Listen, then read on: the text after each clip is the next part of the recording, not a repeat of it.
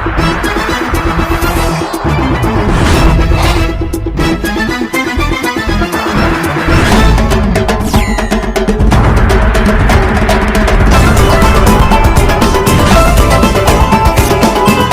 प्रदेश के जनपद गोंडा से मंत्री अनिल राजभर विपक्ष पर जमकर बरसे। नमस्कार, आप देख रहे हैं पहली खबर 24/7 और मैं हूं आपके साथ शहरीन। गोंडा के एक निजी मैरिज हॉल में आयोजित अर्घा विमोचन प्रदर्शनी का जिले के प्रभारी मंत्री और प्रदेश के श्रम और सेवायोजन कैबिनेट मंत्री अनिल राजभर ने उद्घाटन किया, जिनके बाद उन्होंने यहां पर मौजूद स्वयं सहायता समूह की महिलाओं को संबोधित करते हुए सरकार द्वारा चलाई जा रही लाभकारी योजनाओं के बारे में बताया। अपने संबोधन के बाद मीडिया से मुखातिब होते हुए प्रभारी मंत्री अनिल राजभर विपक्ष पर जमकर बरसते हुए नजर आए। राजद के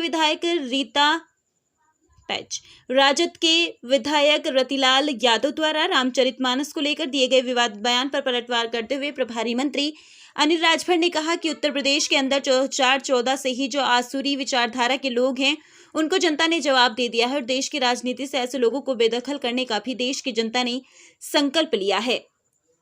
अरविंद केजरीवाल द्वारा दिए गए बयान की ईडी और सीबीआई का नाम बदलकर भाजपा सेना रख देना चाहिए, या फिर जवाब देते हुए कहा कि श्रम और सेवा योजना मंत्री अनिल राजभर ने कहा कि अभिव्यक्ति की स्वतंत्रता है, अब वो कुछ भी कह दें।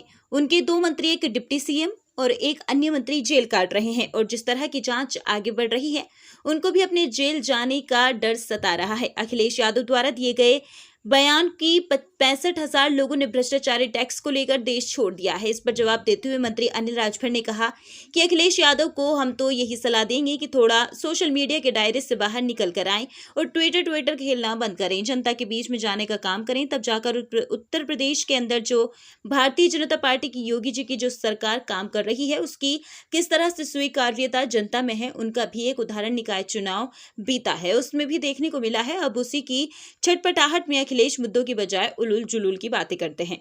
तेलंगाना के मुख्यमंत्री केसीआर द्वारा धर्मगुरुओं को लेकर दिए गए बयान के धर्मगुरु राजनीति में घुसपैठ क्यों कर रहे हैं के सवाल पर मंत्री अनिल राजभर ने कहा कि उनके ज्ञान की आवश्यकता नहीं है। देखिए, डेमोक्रेसी में, लोकतंत्र में जनता क्या चाहती है, यह हमारे लिए सर्वोपरि है और उसी हिसाब से हम काम कर रहे हैं। बृजभूषण शरण सिंह ने कहा कि पॉक्सो एक्ट में क्लीन चिट लें और उसके बाद भी पहलवानों द्वारा लगातार गिरफ्तारी की मांग पर मंत्री ने पूरा मामला न्यायालय पर छोड़ते हुए सीधे कहा कि वो स्वतंत्र है, वो कोई भी सत्याग्रह कर सकते हैं, कोई भी आंदोलन कर सकते हैं, ये उनका विषय है, लेकिन इस पर कोई विशेष टिप्पणी करना कहीं से भी जायज नहीं है। विदेश में राहुल गांधी द्वारा लगाए गए विवादित बयान पर मंत्री अनिल राजभर ने कहा कि राहुल गांधी से आप इससे ज्यादा क्या उम्मीद कर सकते हैं। भारत जो समृद्ध बन रहा है, अपने पैर पर खड़ा हो रहा है, ये कांग्रेसी को पच नहीं रहा है, इसीलिए देश की और दुनिया में घूम घूम कर भारत की बदनामी कर रहे हैं। उत्तर प्रदेश के जनपद गोंडा से ओमचंद शर्मा की रिपोर्ट। आज ये चालू नहीं है। टीबी पाटन मंडल के मंडलायुक्त और यहाँ की जिलाधिकारी ये कौन सा तरीका जिला प्रशासन गोंडा ने एक अद्भुत प्रयास किया है। आगे आईडी ना रखो यार। गोंडा की माँ बहनों को कैसे आत्मनिर्भर बनाना है,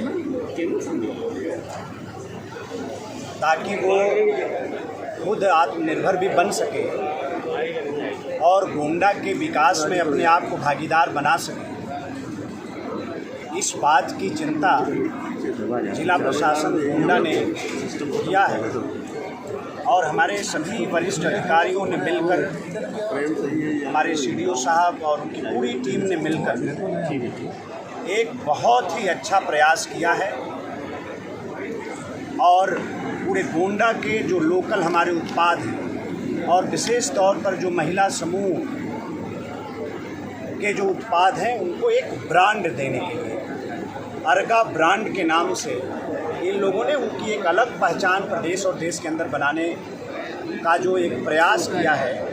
आज अर्घा ब्रांड जो गोंडा का ब्रांड आगे चल के बनेगा, उस नाम से विख्यात होगा, आज उसका लोकार्पण का अवसर है, जिसमें हम सब लोगों को आने का मौका मिला। मैं अपने सभी सम्मानित वरिष्ठ अधिकारियों को मैं बहुत बधाई देना चाहता हूं और हमारी जो समूह की माँ बहनें हैं, मैं उनको भी बधाई देना चाहता हूं कि उनके उत्पाद को एक अच्छा बाज़ार जो उपलब्ध कराने का प्रशासन की तरफ से प्रयास हो रहा है। जो सबसे बड़ा काम होता है इस क्षेत्र का मैं अपने समूह की माँ बहनों को भी मैं बधाई देना चाहता हूँ। मंत्री जी, राजद के विधायक हैं रतिलाल यादव, उन्होंने रामचरितमानस पर विवादित बयान देते हुए कहा है कि रामचरितमानस मस्जिद में बैठकर लिखा गया था, तब तो हिंदुत्व खतरे में नहीं था, यादव नहीं रुके थे। और उन्होंने आगे यह भी कहा कि अगर इतना ही हिंदुत्व का सहभागी बना है तो वो सीधे मुस्लिम से भी भागीदारी निभाइए। अरे भाई, इतना बढ़िया कार्यक्रम में अब ऐसी टिप्पणियों का हम लोग क्या जवाब दें? आप उनको बताइए कि यहाँ उत्तर प्रदेश और देश के अंदर 2014 से ही जो आसुरी विचारधारा के उनको जनता ने जवाब दे दिया है और देश की राजनीति से ऐसे लोगों को बेदखल करने का देश की जनता ने संकल्प लिया है, बेदखल कर रही है। बेवजह का बयान देना, उटपटांग बयान देना, जो अपने फ्रस्ट्रेशन को सामने रखने का जो इस तरह का एक गलत मानसिकता से और बार बार हिंदू जो है भावनाओं को आहत करने का प्रयास विपक्ष की तरफ से हो रहा है, ये कहीं से उचित नहीं है और ना ही ऐसे बयानों पर या इस तरह की सोच और मानसिकता को जनता कभी समर्थन करने वाली। मंत्री जी अरविंद केजरीवाल ने ट्वीट करके ये कहा है कि सीबीआई और ईडी का नाम बदलकर भाजपा सेना रख देना चाहिए। अब वो अभिव्यक्ति की स्वतंत्रता है, कुछ भी कह दें। उनके दो मंत्री, उनके एक डिप्टी सीएम, एक मंत्री जेल काट रहे हैं और जिस तरह की जांच आगे बढ़ रही है, उनको जो डर सता रहा है कि हमारे भी भ्रष्टाचार की पोल न खुल जाए, हमको भी न जेल जाना पड़े। तो आप अगर भ्रष्टाचार में आपके नेतृत्व में आपकी टीम ने जो भ्रष्टाचार किया है, दिल्ली को लूटने का काम किया है, जांच चल रही है, अगर उसके दायरे में आप आएंगे तो आप भी नहीं बचेंगे।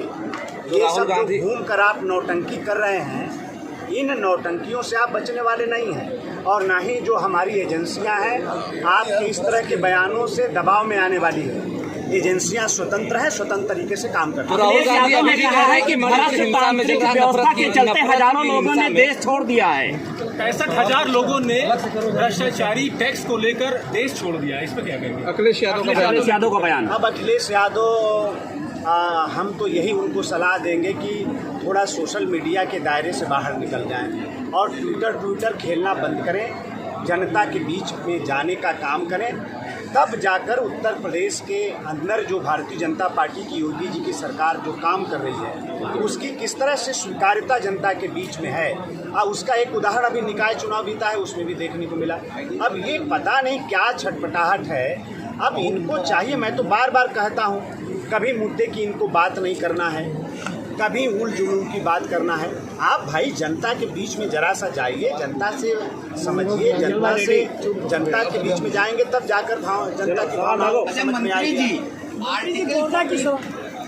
बिल्कुल स्टेप बाय स्टेप अपने एजेंडे पर भारतीय जनता पार्टी की सरकारें काम कर रही हैं और जो भी हमारे एजेंडे का हिस्सा रहा है वो सब काम हम करेंगे देश को बनाने के लिए, भारत को आत्मनिर्भर बनाने के लिए, भारत को तीसरी बड़ी अर्थव्यवस्था बनाने के लिए, भारत को विकसित राष्ट्र बनाने के लिए जो करना होगा भारत की सरकार काम करेगी, दिल्ली की सरकार काम करेगी, प्रदेश की सरकार काम करेगी और इस तरह के बयानों से कोई फर्क हमारे अभियान पर नहीं पड़ने वाला है। जनता के समर्थन से हम अपने एजेंडे पर काम करते रहेंगे। तेलंगाना के सीएम केसीआर वो अपना बयान देते हुए कह रहे हैं कि धर्म गुरुओं को मठ संभालना चाहिए, राजनीति में कहाँ से आगे राजनीति में घुसपैठ क्यों कर रहे हैं, उनको पूजा पाठ और यज्ञ संभालना चाहिए।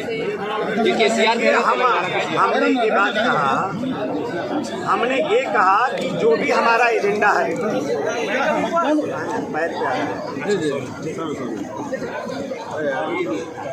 नहीं, जिस तरीके से जो भी हमारा एजेंडा है हम उससे भाजपा सांसद जिस एजेंडे के साथ भारतीय जनता पार्टी का गठन हुआ, भारतीय जनता पार्टी जनता के बीच में जाती रही और जिन एजेंडों और जिन विषय, जिन मुद्दों पर भारत के अंदर भारतीय जनता पार्टी को समर्थन जनता ने दिया।